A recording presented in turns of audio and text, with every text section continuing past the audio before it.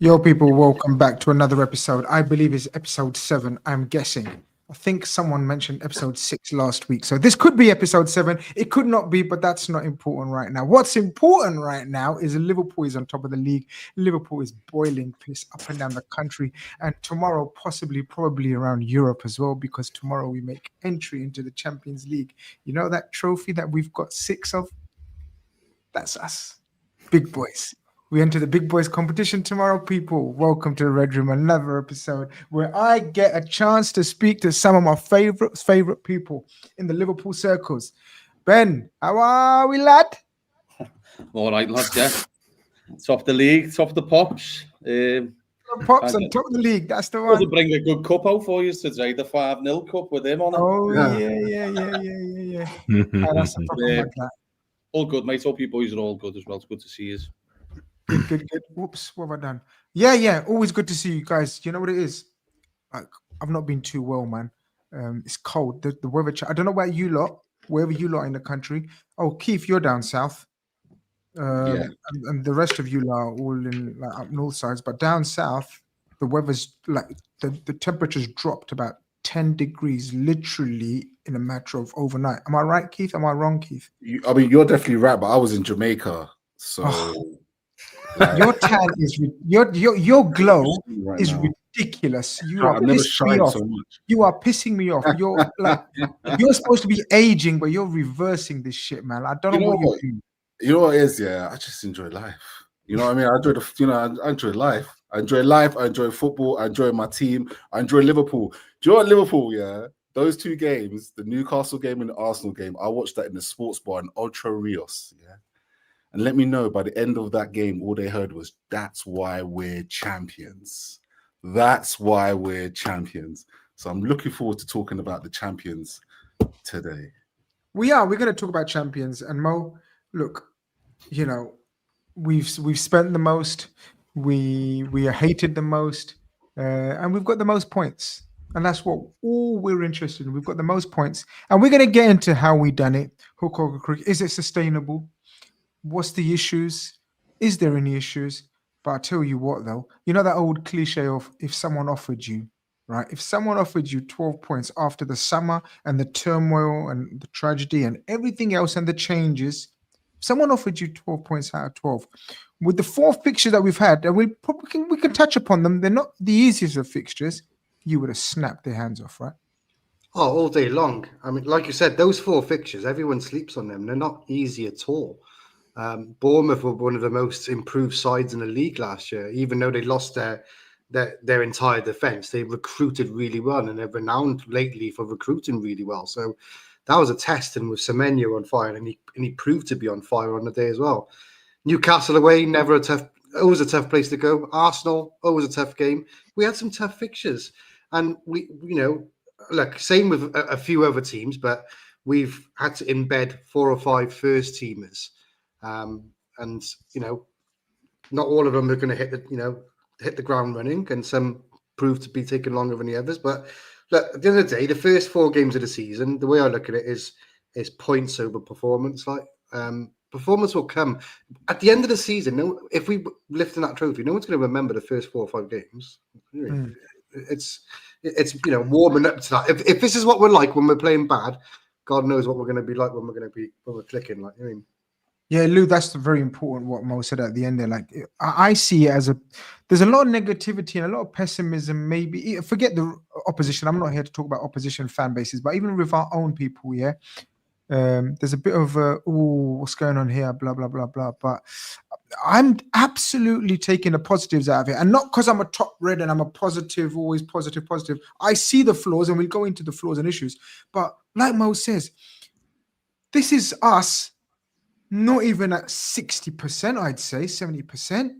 No, not at all. And do you know what? It makes me piss when people will sit there and go, "Oh, champions don't win games in last minute." Like, they'll do it every now and then, but not on a consistent. If you go back to 2019-20, there was like a 4 or 5 match stretch where we won so many matches in like the last minute. It's like Milner against Leicester. You got that last minute penalty. Lallana against Manchester United. You've got that one. Tottenham, where Salah scores a penalty in the 75th minute. You've then got Villa, where we scored 2 goals in 3 minutes. You've then got Crystal Palace, Firmino. You've then got Wolves.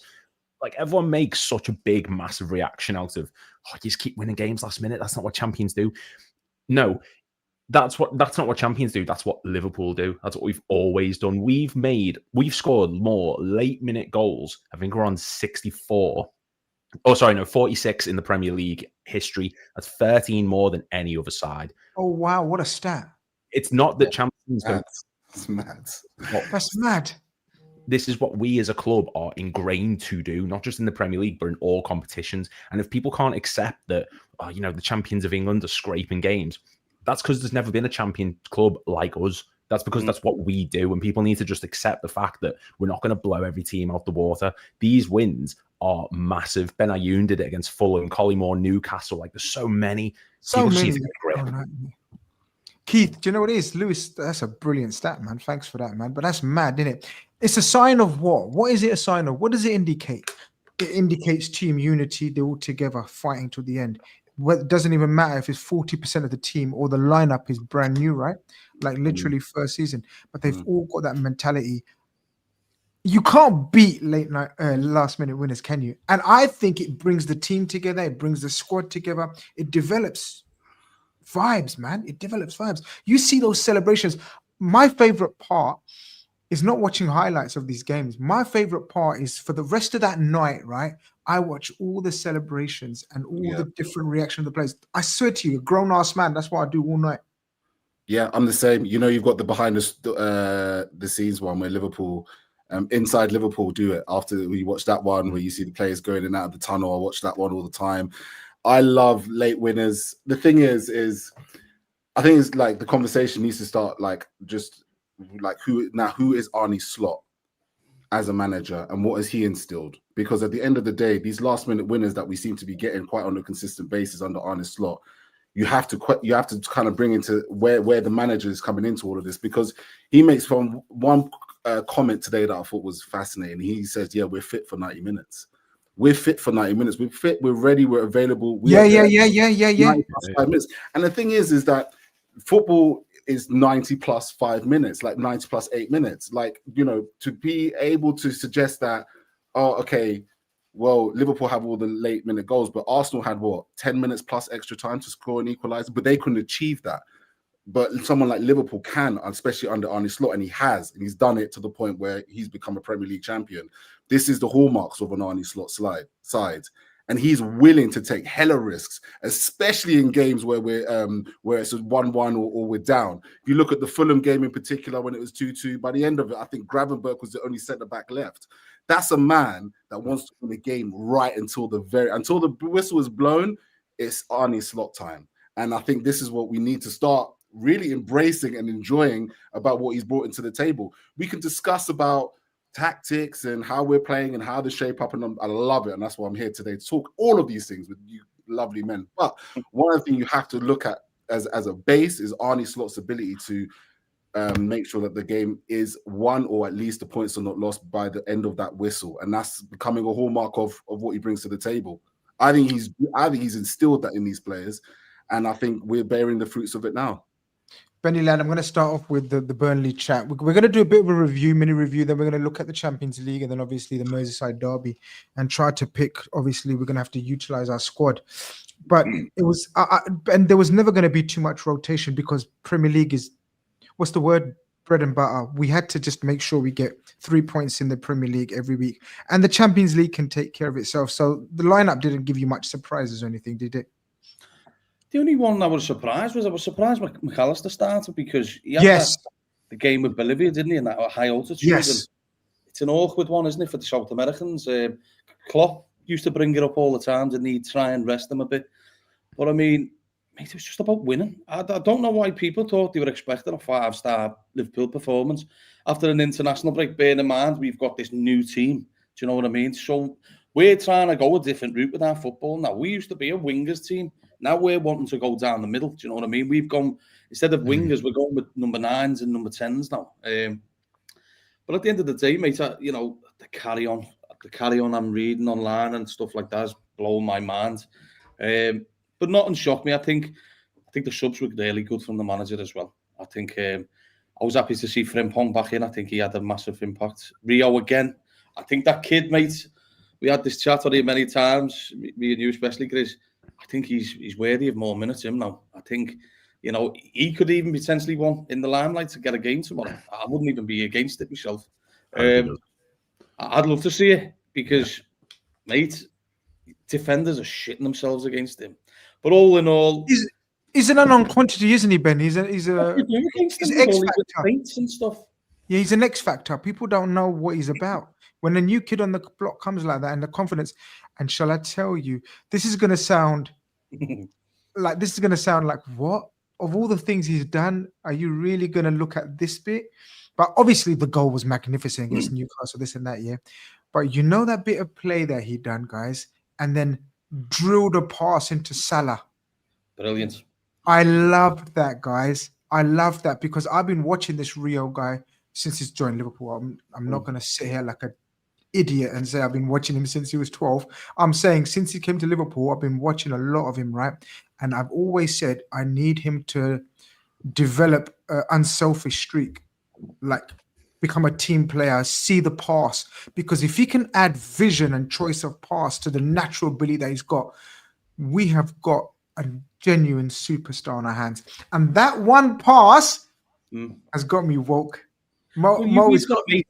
We've got a mate who has watched them from such a young age, Chris, who's told us, just keep an eye out on this kid. And do you know what? I remember having a chat with our mate Andy, and he 2 years ago, we went, he's brought in and he's going to push the left winger straight away. Mate, we're seeing it now. Like, I'm even saying he's worthy of a goal tomorrow.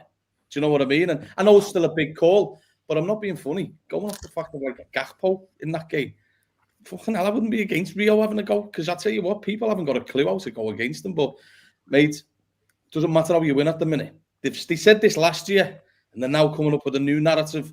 What are they going to say when the team gels? They're all fucked. The fact as well that he's been picked over Chiesa, he's got to get games of what just to justify that selection alone.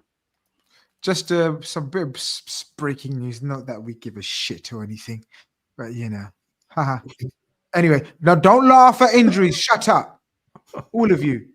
Anyway, Mo, we've bigged up Liverpool and the mentality side of things and all that, but there's a reason I've come to you, because you like to have a critical analysis of the game as well. And like, it's not flowing at the moment. It's not gonna, like Ben said, like people that are expecting 5-0 and 4-0. Like, you know, the night before, I get so I don't go on Twitter, by the way, anymore. I just do the odd tweet here and there. I can't, and I only respond to my mates. I can't deal with certain sections of society on Twitter anymore. But everyone that predicts we're gonna blow them 5-0, 6-0, and then you find that they're the ones that are crying the day after. Like they're the ones that are moaning. Nothing, and I don't think, guys, tell me if I'm wrong. There's no team in Europe that's blowing teams away right now. It's early season, everyone's settling in, especially teams that have got loads of new players. But what's lacking in your opinion? What's the situation in your mind about the game that played out against Burnley? Because look, we knew what Burnley about. I was asking the question actually because I think this was a mixture of. I don't even know. There's no mixture of Vinny Kompany Burnley. This was back to this Sean Dyche Burnley, right? Yeah, they set up. I mean, look, they were the Championship's leanest defense last year. Yeah. And I think until they played us, they've been unbeaten in at home for the last 18 months or something stupid like that. So Scott Parker's made it a tough place to go, and he's got them well organized. And we always knew what it was going to be. And we're going to face more teams that put a low block against us than we are going to face teams who try and go toe to toe with us. Simple as in this league. Of course. These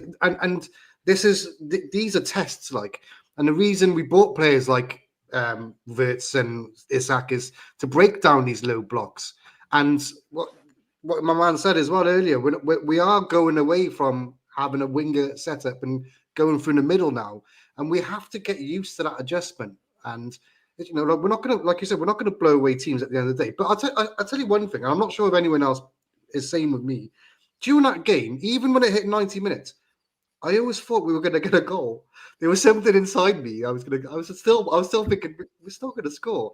Yeah, we got a penalty, which was a nailed-on penalty, but sometimes you force that matter. We had 24 shots, 80% possession, an XG of over 3 or close to 3 compared to theirs 0.16. Like, it just went in our favor in the end, like, which is fine, and I'll take it. But yeah, like, I just think we need time. Let it simmer, let it cook a little bit more. Give them a few more games playing together, and it'll come. Like I said, if this is what we're playing like when we haven't clicked, just wait till we click. And there's been glimpses of it. That Newcastle goal, Ingamoa goal, is a glimpse of what it could look like. Yeah. And like I'm all in for it. And we still haven't added Isak to the mix yet. Oh my God, we got Isak to add to the mix. That's another one. Like, so do you know what I mean? Patience, calm. Keith, is it a patience game for you as well? Are you in agreement with Mo, or is there any not fundamental changes, but is there any tweaks in your head that you're thinking, yeah, maybe? Look, I like people started shouting at me about McAllister. Right, all I said was my expectations of McAllister is this level. Yeah. So if your expectation of McAllister is this level, then right now he's not close to that level. And that's what I was trying to intimate. But on Twitter, it's taken out of context. Why are you giving him stick? It's, preseason, he's been injured. I get all of that. But McAllister, Salah, Gakpo didn't have great games. In fact, they had awful games. Look, I think you're in a position where people are always waiting for to hear your opinion on Liverpool week to week, game to game. So you have to give it's fine to say, yeah, he's coming through X, Y, and Z, etc., and keep that going. But you're judged game to game, right? And if you're judged game to game, Alexis McAllister looks completely unfit. Like at this moment in time, he clearly had an injury that we kind of managed to mask in a way, because he just didn't play after the Spurs game. We just didn't see him again until I think the Palace game at Wembley. So he didn't even have a preseason, I don't even think, right? So he clearly has been carrying something, and he's just not come back the same. And I think there's a couple things. I think last season, right, Liverpool won the league with I would say the best midfield. You can debate either or. I would say it's the best midfield because it was midfield that won, which was McAllister, Gravenberch, and Szoboszlai as the midfield three, right? Now, bearing in mind, Arne Slot still has Gakpo, Salah, and obviously you change Ekitike. When I think like of that three, you could argue, did he make try to blood invert straight away? Well, could he have taken some time to blood inverts and actually keep all the fundamentals that won him the league in the first place? Right? So there's an argument to be suggested in that, whereas instead he's gone kind of full vert, if you will. And obviously it has dictated that Szoboszlai had to go right back because of a couple of injuries. But by and large, I feel like it's upset the balance, hasn't it? It's upset the balance in the rhythm a little bit. And it's not to suggest Vert's in his contribution to Liverpool and what he's trying to make of it. He's shown qualities that we didn't necessarily say we were going to sign him for, right? We signed him because we was going to do X. I actually think he's actually been pretty decent doing the dog work, if I'm honest with you, in that midfield. I actually think so. Pressing wise, I think he's strong, progresses the ball well. Now, my thing, which I believe long term, is I believe that Verts was bought for Isak, because I think Isak is going to be like, people say that him and Hugo Ekitike is not a lot of difference. But one difference I can see, and I'll be really interested to see it play out, is Hugo Ekitike, when things are when plays a bit distorted, it doesn't get to him as quickly, etc., he'll start to come in deep more because he'll want the ball, he want the touches of the ball, etc., etc. But someone like Isak will always be on the last line of the defenders, right? Don't say that Isak doesn't carry the ball, come back with it, but he'll allow more space for Verts to be able to occupy those selections, where I think Ekitike at the moment and Verts, and I think it's quite crowded. So that would be my kind of take on it at the moment. Whereas Isak comes in, I think it gives Verts that little bit more space and occupy areas that he will then be able to feed the ball through to Isak as he's holding the last line. Bear in mind, defenders are going to be insanely scared of Isak. Like, what we're about to unleash onto football right now is, I don't think anybody's ready for what's to come. But obviously, it's not here yet. So this is my kind of this is why I think it's disjointed. But once Isak comes back, man, Isak scoring 2 goals in the game against Burnley. You know what I mean? Like, he's the X factor. He's that good. Sorry if I gas him too hard, but I think he's that good. He is the X factor in games like that. Okay, no, fair enough. Easily. Fair enough. And Hugo will be. That's not a knock on Hugo. He's been brilliant. Thank God for Hugo, actually, in a sense, because he's carried Liverpool through in attacking situations, getting hit. But once we unleash Isak, and I think this system with Wirtz is designed to do that. So you're suggesting Isak and Wirtz is our version of the Henry to the Bergkamp? Yeah. Bergkamp to the Henry. Gerrard to the Torres. Gerrard Torres, either way. Yeah, I see that. Lou, I thought Gravenberch was superb.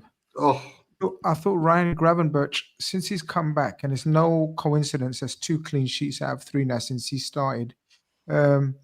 He's probably, I'd say, top 3 DMs in world football right now. And I have to hold my hand up first, and I have to eat humble pie first, because it's easy to criticize other people's opinion or whatever.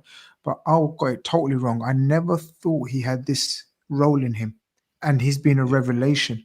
Big up Klopp. Did Klopp play him there first? Yeah, Klopp played him first. No, Slot played him there. Slot did, yeah. I beg your pardon. Yeah. Slot played him there. So big up Slot for that, because Ryan's been a revelation, Lou. I can't see a Liverpool team without him in it. No. And just imagine if we got Zubimendi instead in that summer window, we wouldn't have seen it. Like I'm convinced if we'd have signed Zubimendi, Gravenberch would have probably been leaving this summer. I think he wouldn't have been able to occupy that number 6. He would have been a backup. He would have been a rotation option, and he probably would have been shipped off somewhere. And, you know, Wirtz might still come in. I don't know, but he's just been an utter breath of fresh air in the number 6 role. And it's this season. It's not just his defensive work, which is just as good as usual, or his work on the ball. It's his attack and threat. He's in and around the box more often than not. And I think that's adding to, you know, it would, like you said there, Atlético is having to come deep. Wirtz isn't able to play the position he wants to. But I think that's given Gravenberch a lot more free reign to go forward, because there's a lot more players occupying the middle. So if he sees space to run into, or he sees an opportunity to be on the edge of the box, he'll do it. There's that moment where he's like doing back heels in the box and he's like squaring off. I'm just like, who is this player? Who is this genuinely the same player who 2 seasons ago was struggling to get into the side under Klopp, and like his one moment was the goal against West Ham? Like, it's mental. And he's it's so underappreciated how good he is at driving with the ball. He doesn't get anywhere near enough credit, not from us, but from rival fans and other people who look in and go, oh, you know, he's just a good passer. He's just good on the ball. He's one of the best on the half turn in world football. He sees space and gaps that no one else is able to see. And I've always been a big proponent of having a big brick shithouse number 6, you know, like your Fabinho's and stuff like that. Like, just someone who's just going to utterly clatter into someone. That's why I was so happy when Endo came. I've never been about deep line playmakers or ball playing number 6s. Gravenberch's completely changed my mind on it. He's so integral to this team, man. Ben, the question, because you was talking about McAllister. I'm absolutely certain that if Curtis was fit, he would have started on Sunday. Curtis Jones, McAllister wouldn't have started, but I think Curtis Jones' injury. But there is a conundrum in there, and I think Keith's point about Wirtz being thrown in there straight away has upset the balance and shape a little bit. And when I mean upset, what I mean by that is we had a winning formula, very much like the Gini, Hendo, Fabinho midfield. Do you remember? We knew what we were getting week in, week out. We won the league. Last season, we knew what we were getting. Gravenberch, Szoboszlai, McAllister, week in, week out, job done. Wirtz was always going to be thrown in, or do you think we should have held it back because we're Liverpool? Doesn't matter if you're 100 million, doesn't matter if you're 10 million, you still work your way back into the team. How do you think he's been thrown in at the deep end? And would you have done the similar thing? And if so, how do we fix this? Or does Isak automatically fix this? What's your thoughts on that kind of scenario happening there? I think we had to put him in, because why wouldn't you want to put him in? I don't think he's been bad, what some people are making out to be. With the McAllister thing, I think you can only judge Macher and Wirtz when Macher's right. Macher's not right at the minute. I think Keith was mentioning what he was talking about. It. So, something's obviously bugging him. Because let's be honest, he can't even run at the minute. Do you know what I mean? So I'm hoping that he gets a little night off tomorrow, because I think he deserves it more than anything. He just needs to have a little bit of a break.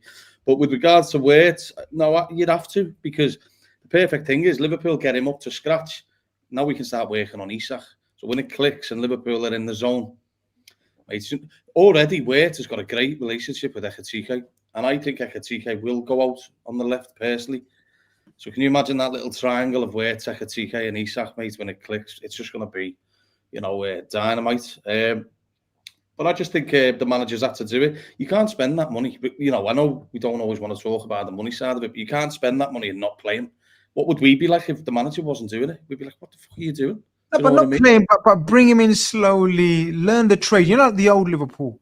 Like every time we bought a new signing, every time we bought a new major signing, he had to work his way into the team. And Robbo and Fabinho and all that. Yeah. That was Klopp. I don't really see Klopp being like that. To be honest, I think they're the best 4 games you could give Wirt because he's learned what the Premier League's about. Yeah, I think we've had a tough start. That's very true. Do you know what I mean? If you want him to get in the deep end, well, fuck me, we've just lashed him. He's come out. He's having to swim now, mate, isn't he? He's going to drown. Yeah, simple as, yeah. I like this comment. He's starting to get good patches in his game, so he's learning quick. Red Zabby, this is what I wanted to speak about, or I was trying to get into, like, sort of, and I feel a little bit like the same. He says, too many players taking up the same place in attack. Cody, Verts, Ekitike tripping over themselves in the inside left position. That's just going to come with time and coaching, Mo, and patience, and the more we play together, or is there something more deep and sinister about what we need to do? No, I think like everyone. Because I think Isak, because I know you lot all gassing up Isak, and of course I'm gassing up Isak. I love Isak. But how is the fluidity and shape going to change and get better? Bro. Go on, what's up? It's just going to be Isak. Sorry, bro. Go ahead. But I just had to it's just going to be Isak. Go on, you can't control yourself. Go on. You go first. Go on. Keith can't. Keith can't. Go on, Keith. Look, in terms of fluidity and figuring out patterns and stuff like that, I do think there's going to come a point where there's going to be games where we're just going to win because Alexander Isak scores. That's how big he is for us. I've been waiting to come on a pod because I haven't spoken about Isak at all since we signed him, yeah. And so I want to have this point to say that right now the entire Premier League should be very fearful of what's to come because that guy this is his prime. Like we have signed Alexander Isak at his prime, at his absolute opportunity to be the absolute number 1 striker in world football. Newcastle, thank you for breeding, getting comfortable with the league, getting comfortable with Champions League nights in the UK. Thank you. We'll take it from here. That for me, like the attack, yeah, there's going to be games where it might not be fluid. There's going to be games where it might not be click. I think we've got the first and second highest goal scorers in the Premier League season last season playing in the same team. And Isak is inevitable. The goals that he scores he's been scoring goals with Bruno Guimaraes, Sandro Tonali, and Joe Linton, right? As a supply, Amorim for a time as well, and that's what he was doing at Newcastle. And now you're giving him all of this stardust. That's what I have to say about Isak, Chris. That's what I have to say about Isak. It's difficult. It's difficult. It's difficult not to get excited when Keith's on a show, because he's the ultimate. Everyone's got a hype man. I mean, Keith's my hype man. Everyone go, Keith is my hype man. And Mo, look, you've been very vocal and eager to see Isak in this lineup. Guys, I'm not a Debbie Downer. I'm not a negative nanny and all of those adjectives. I just want to... You guys have got better vision than me. I'm still to be convinced how are we going to play Verts, Ekitike, Isak, and Salah in the same formation and make it smooth. I'm still, because I haven't seen it and I haven't got the tactical brain that some of you lot seem to have. I don't know how we're going to get the fluidity. Do you see what I'm saying, Mo? Like, it is untried. It's names at the moment and it's reputations and it's ballers, but you got to get it right on the pitch. Like the more games we play with slots preferred 11, the better we'll get to. Would you guys agree with me, guys, that I don't think we know our strongest, best 11 right now? Of course not, because we haven't had all the players fit a good pre-season behind them to have our strongest 11. Like, even the case of Wirtz, what people are forgetting is this kid is green, and what I mean by that is he's been in Germany all his life, parented very well. He was given his salary to his parents, and then all of a sudden he's uprooted. Come to Liverpool, which is, you know, I know other players have done it before, but he's still young. He's what is he? 22. 22, yeah. Yeah, he's still young. He's a kid, man. Still, I mean, like that will come because there's potential for him to be world class. He's in my opinion, he's class, and the world class gets branded around very, very easily. World class is someone like, I hate to say it, like Harry Kane, who's gone from league to league and boom, like a duck to water. I don't need time. I don't care where I am. I'm a bad man. I'm going to score, and that's probably the difference of where I put myself in world class and class. That will come with and Red Zavi's made a brilliant point about space. Gakpo, we all know Gakpo's trick. He loves to cut inside. I agree with Ekatike starting on the left, and with Ekatike starting on the left, he will naturally pull people out wide, which will allow that system for Wirtz to get into that space. And Isak won't drop as much as Ekatike. He will keep focus and making those runs behind the defenders, which will allow, again, Wirtz to play those passes. So when those players are in place, i.e. Isak at front, Ekatike on the left, you'll see it will come. I guarantee. I agree with the other guys. With Isak is going to be a solution, and with Ekatike going out on the left and watching us open up those spaces there, I totally agree with that. And I genuinely think it's going to come. Lou, I wanted to touch upon the defensive performance as well. Where was it? There you go.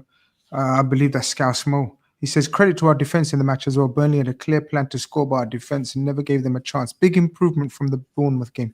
And that's been evident, right? Slowly but surely, our defensive setup and individuals have upped their game, and none less than Ibu Konate. Now, he's caused a bit of a stir and a bit of... I don't know, controversy or whatever, you know, usual talking points, whatever, blah, blah, blah, by responding to a couple lads on Instagram maybe and on Twitter. I'm not sure. But you can't take anything away from his performance. First two games, very shaky, very dodgy. Last two games, back to the Ibu that we know. Yeah, he needed to. I think with this contract stuff at the minute, any bad performance he has is going to get screwed, like Trent against United. You know, it's just any foot wrong, any mistake is going to get looked into like CSI. He's going to get absolutely analysed to death. And he needed that performance, particularly against Arsenal. You know, it wasn't an easy game. I understand that they were doing the whole, you know, the defensive setup, but he was brilliant in that match. Burnley looked really good. I'm bored of the discussion already if he's going to sign or not. Just shit or get off the pot. Just one or the other. I can't be bothered with it anymore. If you're going to perform well, and if you're not going to perform well for 2 matches, and then you're going to perform well for 2 matches, tweeting people about it and causing a stir is not the way to do it. Just put your head down and get on with it. Because this is just the start of the season. We're only 4 matches in. A lot can happen between now and the end, and he just needs to keep proving why he deserves to stay at this club, why we're so desperate to keep him at the club. Because when he's on his day, he is one of the best defenders in Europe. And there's a lot of people who might disagree with that because of everything going on. But in the air, he's brilliant. Physically, he's fantastic. Speed, he's one of the fastest centre backs you're going to go against. He covered for Van Dijk last season, who quite isn't as quick as he used to be, obviously because of age and injuries and stuff. He covered so much ground for him last season, whereas Van Dijk stayed back and was the sweeper. And I think the more we get into this season, you've got City who are starting to look like they've got a bit of a resurgence. Arsenal, next time we play them, are they going to be the same side? Probably not.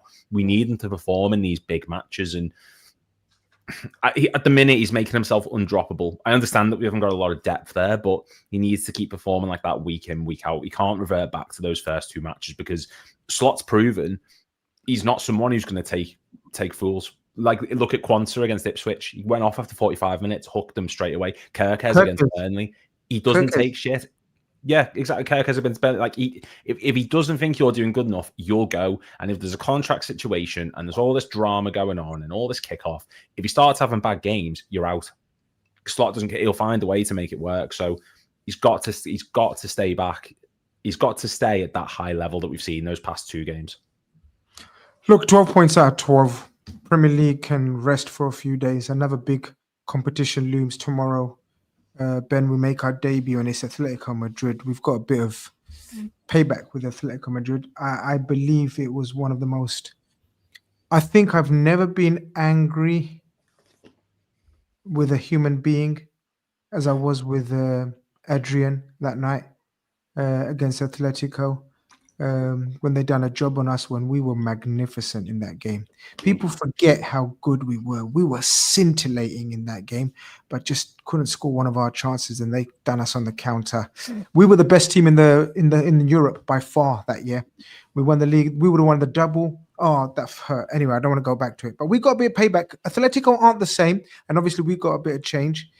Anticipating a fiery encounter. Looking forward to it. Champions League back. I would have thought it'd be a very difficult night if they had the likes of Julian Alvarez and who's the kid in midfield? I can't remember Barrios. his name. Cardoso or something, is it? Johnny Cardoso. Yeah. So I think he's gonna change what his plan originally was. I think he's coming to Anfield to not lose. To be honest, that'll be his game plan. But I think there's just going to be too much hype at Anfield tomorrow. You know, there's the excitement of us being under the lights, first game Champions League. Keith's going to get excited when I tell him that Alexander Isak's going to be putting the red shirts on. You know, and do you know what? It's little things like just him being subbed on. Imagine the noise at Anfield. That's going to get a reaction out of it. Do you know what I mean? But he's a very, very good coach, isn't he? How many years has he been there? I can't think. He's fucking Who's the man for that? 2011 he joined. Yeah, do you know what I mean? It's in this day and age, that's madness. He's like a new Mourinho type, isn't he? You know, if anyone's going to go to Anfield and hold us to ransom and not get goals, at least Grace at that, isn't he? And you know, he'll be causing shit in the main stands. You know what I mean? Yapping and all that stuff. And he is a top coach. I thought one day he would have been in the Premier League. I thought he'd be right up Chelsea Street, to be honest. Yeah. I thought he was the perfect one for them. He'd have been great for them as well, to be honest. He'd have won stuff there. But he's... Did you see what he said about Slot today in the... See someone commenting on Twitter. He spoke well, didn't he? Yeah. Well, did you see what he was saying about Slot, apparently, what he said to him in 2023? No, go on. Apparently, when they played Bayern, he had a little fallout, didn't they? Like, this whole apparently it was going around. I don't think it's true that apparently fucking Slot said to him, "Well, next time we play, it won't be pretty," and everyone fucking thought it was true. Like there was a massive kickoff about it. I was just like, "Fucking get a grip." Now he's one of those coaches that if he's coaching your team, you absolutely love him to bits. But as an opposition rival, he gets on your tits and you really, you think, oh, I want to slap him because he's very irritating. He's very in your face. But that's what you want. People want to go. Like some of the players Atletico have done wonders with in the past is mad. Like they've got the likes of like player Gallagher's gone over there and done a job. Do you know what I mean? He's got like... He's been great, actually, Chris. I know. That's what I mean. He's got players running through brick walls for him. He's very much man motivator, like a Fergie, like a Klopp almost, actually. He's that manager in terms of I don't know about his tactics. I haven't studied enough to know about his tactical game, but you've got to have tactical acumen to stay at that level for that many years. But I think he's a magnificent manager. What are you planning on lineup-wise if we think about tomorrow, guys? Mo, I'll come to you first. Considering we've got the Merseyside derby early Saturday, right? How are we doing this? How are we approaching this? Tough one, I reckon. Obviously, Ali in goals. I think everyone agrees with that, yeah? I think he's going to stick with Ali. I don't think he's going to... Would you not put the Mamardashvili in? Because Alisson 3 games a week isn't a good thing, is it, early on? He's picked up injuries last year, didn't he? That's a great point. That's such a great point. Alisson picks up hella injuries. But I just generally think Mamardashvili is going to get the Southampton game. So that probably where we see filet mignon or beef jerky, No, but I think Alisson in goals. I think the biggest contention is Robbo. I thought Robbo played really well when he came on. I think Robbo earns himself a start, maybe, shall I say, against Atletico, because we might need some experience on a Champions League night, because yes, they're not the same Atletico as before, but they're still a wily old team under Simone. Like, I mean, but are you not worried about, like, sorry, just really quick on that, because like if we start Robbo against Atletico, it's very unlikely he's going to play against Everton, and I'm a little bit worried about Kirkes in that match, only because the past 2 derbies against Everton have been aggressive, like they've been very tenacious and very up for it. And I think Kirkes loses his head a bit when he gets in those situations. And I think maybe in that derby, you might need Robbo to sort of calm it down a bit. Robbo 60 minutes and bring Kirkes on then, just manage his minutes, maybe. I'm just throwing it out there to counteract that point. But yeah, the other contentious thing, I don't think it's I don't think Dom's going to start right back this game. I don't think so. I think it'll be, well, even Bradley had a good game, and Frimpong when they came on. So toss a coin. There's a bit of a dilemma there, guys. This is what I'm saying. It's not an easy. I'm interested to get everyone's thoughts, but let's go with the back 4 first. Let's go step by step. I think you're right. I think there's a decision to be made in terms of the fullback area. I thought Bradley was superb. Yeah. I thought Frimpong was superb, and I thought Szoboszlai was superb. Surely, is it Bradley? Surely, guys. I don't know what you think. Yeah, I think maybe Bradley edges it. Yeah, he needs the game time as well. Yeah, we would agree there. He'd be good in the derby with the lack of pace down Everton's left side. He looks like he's running through toffee, even though he's been really good. You know what I mean?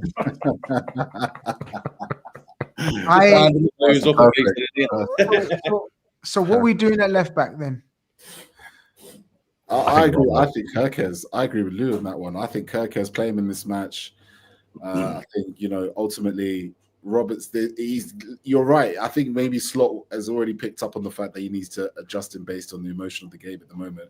Because Kirkes likes to go to the ground. He likes to really go for it. He lets himself go as a all in, and it picks up bookings. It picks up yellow cards. That early yellow card, he's going to get one against Everton, and then all of a sudden you know what I mean? Yeah. They're pinging that ball over to his side, and they're just kind of layering it. So I'll take Lou on that one. I think McAllister starts on the bench. Yeah, that'll be my call. I think it should be Szoboszlai, Gravenberch, and Wirtz. Yeah. I get that one. Yeah, and so that's the midfield I'll go for. McAllister's going to want to play against Atletico, man, in the Champions League, though. I know, I hear you, and I agree with you. Yeah. But it's a tough call. So you're bringing back McAllister for the Merseyside derby. Because don't forget, we have to think of the selection 3 days later, and the height and the physicality of Everton. It's not the same as Atletico. Atletico haven't got that. Atletico aren't a bigger team than Everton, for example. Maybe McAllister's more suited to Atletico guys than Everton. I'm just throwing it out. Nah, McAllister's been sick against Everton, but last season, that goal he scored with the header, with the last deep run into the box. And you know what? In the derbies, McAllister's been really good. I've been really impressed. He's always involved. Every single nasty freeze frame of a tackle that happens against Everton Liverpool since McAllister's joined the club is usually McAllister's been involved in that. So I'd argue the other way. I think actually you want McAllister for a game like this because it's going to be more direct, more physical. He gets his foot in, and he's also the one that seems to pick the right runs to get the runs in the box, and that is the skill that McAllister he pulls off in big games. He pulls off. Mac's a line breaker as well. So when Everton come, Mac's going to find that pass between the lines to Wirtz, and that's why I think he's important. I can't see much space in the Everton game to hit lines and Wirtz. That's just my opinion. I think they're going to absolutely crowd that area. It's going to have to be a different strategy for Everton as compared to Burnley, and from what we've seen against Burnley, and Bournemouth, whatever. I think Everton are going to literally take that copy of what Burnley done and do it on a nasty, even doggier level. But Wirtz is starting, right, Lou? Is there any contention? Is there any opinion to say give him a bit of a timeout? And I don't know. No, do you know there's some players who they shine in the Champions League more than they do the league. I think Wirtz is going to absolutely have his way with the Champions League this season. I think because he's not going to be playing against that sort of... He struggled in the Premier League against the sort of physicality of it and, the lack of time you got. I think when he's got a bit more time on the ball, he's got a lot more space to work with against these teams to open up a bit more expansive. I think Wirtz is going to shine in the Champions League this season. So I can't see him at all being dropped for this match. I think maybe against Everton, he will come off a bit earlier because, like you said, there's probably not going to be a lot of space to work with. Maybe he'll need a bit of a rest after that. So you're starting in both. You're starting in both games. Yeah, I think you've got to. I think you have to. Like, just to drop him now, like he's not as bad. I don't as think we have to, saying. guys. I'm going to argue with you, lot. I don't think we have to. I don't think we're Liverpool Football Club. There's no one that's bigger than Liverpool Football Club. I don't think we have to do anything. But who are you playing instead of him? I think there's going to come a point. He's a young lad. He's coming to the Premier League. I think we have to be clever and wise and smart with him. I'm not about this life about, oh no, he's Florian Wirtz. He's cost 160 million. No, I'm not saying that. I think what he can add in that Everton game is Everton are going to make it a physical match. They're going to try and like bully us off the ball. I think the pressing that Wirtz has been doing in the first few matches has been brilliant. He's so good at not giving anyone time. And I think having that against this Everton team who are going to try and bully us, who are going to try and outpress us, having him and Szoboszlai maybe in midfield, McAllister rested, in my opinion, and Gravenberch there, I think we can just run them off the park. I think that we can just completely outpress them, and that'll be what Wirtz is good at against Everton. And then he comes off as the match goes on. Ben, are you changing? Have you got any wild selection that you think might be thrown into the mix? Because, guys, surely we're not going to play the same team 3 days in a week. No. So where's the changes then? Oh, I'd consider that kid playing left wing. Tomorrow, I really would have a go with it. Because you know what, we've talked. I think Mo's probably been in. To be honest, Mo looks emotional still to me. Just want to mention that. But I also think Cody Gakpo's been a shit as well. Look, we just mentioned like Wirtz, for instance. He wound me up last game. Yeah, he did the same to me. I think with what Lou's just saying there with regards to Wirtz, I'd play him the 3 games. And the reason being is all of them teams have got a similar motive. They don't want to get out the box really against Liverpool. Because Liverpool will just pull them to pieces. And I think with Wirtz staying in there, come the Everton game, he'll be a fucking expert in low blocks, won't he? Do you know what I mean? But I just think there's an opportunity with the likes of Gakpo. Gakpo's an open play player, isn't he? He needs the space. If you're playing against him in low blocks, I think you're made up because, well, one, he's not going to really want the big battle, I don't think, with Atletico. And I think that kid could bring Anfield fucking off the feet. And I think we need a little bit of that. If he's having a go at them, they're not going to be having a clue about him. And what better would be to bring 2 forwards into the game to get a run out, Gakpo and Isak. That could be a little change. Probably won't happen. Chiesa could even get a game tomorrow. You just don't know. Chiesa, European stage is made for Chiesa. Chiesa's not in the squad. Reckon Isak will get minutes tomorrow, guys. Chiesa's not eligible. Chiesa's not in the squad. He can't play. Just move me bad. It's because of Rio, by the way. That's how ironic that is. Sorry. It's because He's away there, lads. But look, if he's not there, then why couldn't the kid get more minutes than he has been doing? I think he's earned it. That goal at Newcastle has given him fire. Do you know what I mean? Let's be honest. And I wouldn't be against it because, to be honest, from what I've seen, he's fucking good enough. He really is good enough. And why not? I see Liverpool winning, and that'd be a good option for me personally. So that's Ben's hot wild take that he'd start Rio. Mo, what's yours? Because you couldn't help yourself. We knew you were going. we were going towards Isak, but you thought, I can't help myself like Keith. You thought, let me mention Isak. Obviously, the question or what everybody wants to know is, will he make an appearance? How much of an appearance? Now, according to Slot, he'll definitely make an appearance. I don't think he'll start myself, but you just never know. Is it beneficial for him to start and come off early or get about 20 minutes? Which way around you going about this? First off, my apologies. I went a bit early on the Isak. Yeah, no, typical you. My bad. It's because I'm going. I'm going to be there. I'm going to see Isak's debut. Exactly. Yeah, you want to know? Yeah, shall I get my? Yeah, exactly. So, I think he won't start. I think he'll come on last 20. Hopefully, we're not chasing the game. Hopefully, we don't need him to come on. And there could be an argument, where he does start, but I just can't see it. I think we'll go with Ekitike, and then after 70, 75 minutes, maybe chuck Isak on and hopefully get a goal. And I'll think be of the noise of Anfield seeing him. Oh, it's going to be amazing. I'm in the COP tomorrow as well. It's going to erupt tomorrow. Better. So I can't wait. There's going to be, So I for my personal gain and my selfishness, I hope we get to see Isak tomorrow, and I hope he bangs one in the cop end as well. Like, you know, that'd be amazing for me. But yeah, I think last 20 minutes we get to see him. Is there any selection that you think that you do that's not what in everyone's minds and thoughts? What do you mean? Nothing Like out you the said, you've gone for Rio, so that's Yeah. your hot wild take. Ben, Mo, what's yours? Is there anything, or no? You're going to be tried and tested in every position.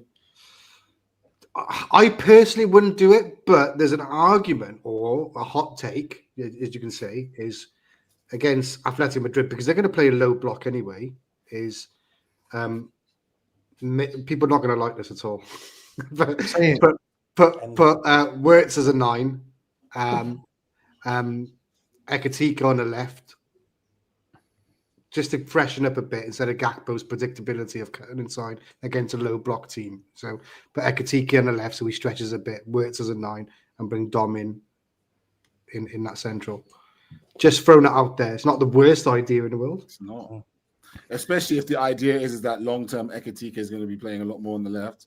Well, I wanted to ask, okay, so I don't think we're ever going to see Wirtz as a false 9. I don't think in my opinion. I don't. Not that we've got Isak and Ekatike now. That's just my thought. But to counter that, Keith, why are we not mentioning, or no one's mentioning Wirtz on the left? Like, we shy away from it. We mention it, but we don't want to go. We don't want to develop the conversation a bit more, because in some games, Wirtz might have more space and more time on the left as opposed to in the middle where everything's crowded. It's like a jungle in there. Whereas on the left, he could do a bit of Coutinho stuff. You know, Coutinho stuff. Remember Coutinho stuff? I think Wirtz can do a bit of Coutinho stuff from the left. I don't know, again, how you fit Isak and Ekatike and Salah in that formation. And this was bugging me. I'm not going to lie. I know you lot all like excited children at Christmas, but I need to see this before I get gassed, because I don't know. Is there a place for the left? Gas now, and then when it happens, say, I told you so. That's you're mad. Yeah, you're gonna be mad. No, it's a great point about Wirtz on the left. I think that will come down to manager's stubbornness, right? Because I believe them two had a conversation in the summer. Florian Wirtz specifically did speak about how Arne Slot sees me and how I see myself and blah, blah, blah, blah, blah. There is a suggestion to say that where Wirtz is playing and the positions occupying, that's what Arne Slot wants, and that's what Wirtz wants to do. You know what I mean? He was a wide forward for Bayern Leverkusen, absolutely. And maybe when Bayern Munich were going in for it, they also said, yeah, you're going to occupy the left, where they ended up buying Luis Diaz. Where maybe Arne Slot came in and said, well, I've just lost Trent Alexander-Arnold. By the way, our attacking midfielder, our creative spark, our everything, the key that unlocks the doors was Trent Alexander-Arnold. Everyone's quick to forget about that, right, when it comes to creating chances. And he's moved that to Wirtz. And he said, Wirtz, I'm going to give you the freedom of the park across those lines, and it's going to be up to you to figure it out. That could be an argument as to why he's at the club in the first place. And similar to what happened with Szoboszlai when we signed him, he was a right winger. He played right forward for Leipzig. And then we turned him into a box-to-box, similar to what we're doing to Wirtz now. So I get the left wing argument could happen, but I think Slot is going to persist with Wirtz in these positions because he was signed there to do this job. Lewis, any flexibility in your eyes? Keith saying nope. He's signed for that job. The more he plays in that role, the more he just continue. We persevere with him in that role because Slot said that's why we signed him. I don't think he's constrained just to play there. I think he's flexible enough. I think he's good enough to play in certain games off the left, not regular guys. Before people start saying, "Oh no, man, he's our number 10 for the future, for years to come." But in some games off the left, maybe if Gakpo's stinking out the gaff, like Gakpo did stink out the gaff last game. I know Ben wants to throw Rio in there. I think Rio, he's got the cup games. He's got every single cup game. Just let him develop in the Champions League and Premier League. Chiesa? Anyone? He's not in the squad. Not in the squad. Not in the squad, lads, yeah. You've just done it as me. It's like Groundhog Day. Fuck it, no. I agree, because Diaz was a winger until he was a number 9. Vozlai's a midfielder until he's a right back. Milner's a midfielder until he's a left back. Like, there's so many examples of players getting shifted around when needs must. And if needs must, that Wirtz goes out onto the left, which he is capable of doing because he sort of naturally drifts out there anyway, then why not? I mean, look, if it's not working for him just yet in number 10, I don't think changing his position is the right thing to do. We need to really keep him there until it's a position that he's adapted to. We don't want to be, because Cody Gakpo had that when he first joined us. He was signed as a left winger, but he was getting played as midfielder. He was getting played at number 9. He was getting played right wing. And that's why he couldn't adapt to the position that suited them for us. Wirtz shouldn't be getting moved around too much, but he is capable of doing it. I don't think it's the game to do it, but if needs must, if Gakpo's continuing to be pants, if Rio and Gamo is not ready and you do need an option to go out there, you know, I think I tell you why the reason why I'm suggesting is I just think Isak's 1 week away from starting games. Yeah. So if this was 1 week later, then this is the game Ekitike starts on the left and Isak goes through the middle. I just think it's 1 week too early for Isak to start. And I think, guys, Wirtz would use Kerkez much more. Like Kerkez's overlapping runs is a thing of beauty if we learn how to use it, right? Do you remember like how Robertson used to be utilized by Coutinho in his prime? Like Robertson when he was young was like a energizer, energizer, and so is this Kerkez kid. This Kerkez has got energy for life, but I think Gakpo tired him out. Like Gakpo proper tired him out, guys. I don't know what you guys think about that. Well, he doesn't use the overlaps anyway, Gakpo, because every time he picks up the ball at the minute, his first instinct is, can I cut inside? Is there someone in the middle? He doesn't bother using the overlap and run. So that's why you don't see Kerkez doing it as much as he should be, because what's the point? He's just wasting energy. Look, tomorrow's going to be, I think we should just relax and enjoy, because we've seen that, you know, you have many opportunities to come back in the Champions League, this format, yeah? I think tomorrow's not going to be as intense and tense and nervous as we've been. We've been through, look at the state of us already, man. Like, this club puts you through the fucking emotional roller coaster like no other club. I've been saying it. We're the biggest moments team ever. And long may it continue.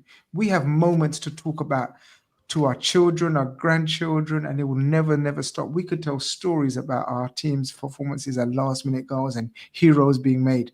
Tomorrow, who is going to be the hero? Ben? Oh, I know your answer. You're ready for young Rio to be the hero tomorrow. But you talked about the predictability. Why would you not give that kid a good go tomorrow? Do you know what I mean?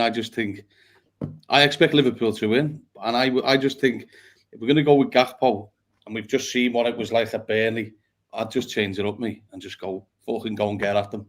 They won't like that. That's my take, but let's see. If not, fuck it. Keith, Mo, Isak, here we go. Yeah, Mo, prediction for tomorrow? Prediction, I would go with a 2-0 Liverpool. 2-0, I think. And I think Wirtz is going to break his duck tomorrow. Keith? You're on mute. Saying in terms of heroes, in terms of like what that's going to be like, and I think tomorrow Dominic Szoboszlai really announced himself on the European stage. I think it's been brewing for a few games now. I think the guy is. When do we rest him? Up. Huh? When do we rest him? We don't have to think about resting him now. You know, I think when we start thinking about resting and stuff like that, it's going to be after Christmas. You know what I mean? The guy's fit as a fiddle. You know, but he's really like stepped it up another level. Do you know what I mean? Yes. I feel like we've seen, to be fair, Grizz, to that comment, we have seen Szoboszlai start fast before, but I feel like he's taking the initiative of everything that goes through Liverpool, goes through as Dominic Szoboszlai at the moment. And I think tomorrow is my take that he will score and Liverpool will win. Lou, no one's mentioned Mohamed Salah. When's Mohamed Salah coming to the party? When there's a penalty. I mean, yeah. At the minute when there's a penalty, yeah. Exactly, just as important. Yeah, Messi, he's the most penalties ever missed. Messi. Mo's always at the party. That's what people don't understand. So he never leaves the party. He just sits in the quiet corner sometimes, quiet like. No, but I think Ben mentioned it. I think he is suffering a bit emotionally. Yeah, Again, he was emotional again. Look, it's going to click. it always clicks for Mo. Maybe it's just we're sort of expecting it because we've seen it, but we've seen it now for nearly a decade. If I was to turn around and start doubting him, I'd be daft. And tomorrow's probably not the game we're going to see the best of him against an Atletico team who are probably going to sit deep, but I think we'll see the best of Vert. I think that his talents are so suited to the Champions League and the teams he's going to come up against. And I think tomorrow's going to be the start of Florian Wirtz really getting into this role properly. So 2-1. I think Madrid will probably get something from like a corner or something daft like that. But Florian Wirtz, and I think Szoboszlai. I think Szoboszlai gets a goal as well.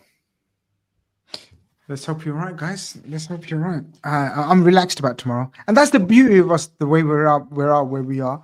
Like, imagine like teams like Spurs and Arsenal being so excited. Like, we're excited, but we're so calm because we've been here before.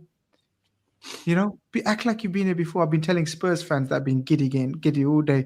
Oh, I'm going to be emotional. I said, guys, fucking at least act like you've been here before, even though you haven't. Especially Spurs. I mean, come on, you guys were Champions League finalists not that long ago. Bro, act like you've been here before. Come on, man. Like, act a bit big time, you know, at least. But it is what it is. Listen, people, tomorrow Champions League kicks off, and then we have the Merseyside derby. Games are coming thick and fast. Podcasts are coming thick fast. Content is coming thick and fast. Make sure you like and subscribe if you haven't already. Make sure you guys check out the lads. Ben, shout out your channel as well, my friend. Yeah, Red Aura Live TV. I nearly forgot the name then. That would have been embarrassing. It's late out in Dubai. I know it's late. You know what I mean? It's late. Cheers, lads. No problem. And of course, Beyond the Cop. Go and check out Lou's doing tremendous work as well. Go and check him out. And guys, we'll be back with episode 8 next week. And look, we say it every week, but so far it's happening every week. Hopefully, this time next week, we'll be 15 out of 15 and won our Champions League. We'll be saying every week, long may it continue. It's not, look, I'm not going to stop until we stop. Why should we stop? Peace, love, and tranquility to you. Take care. Bye-bye.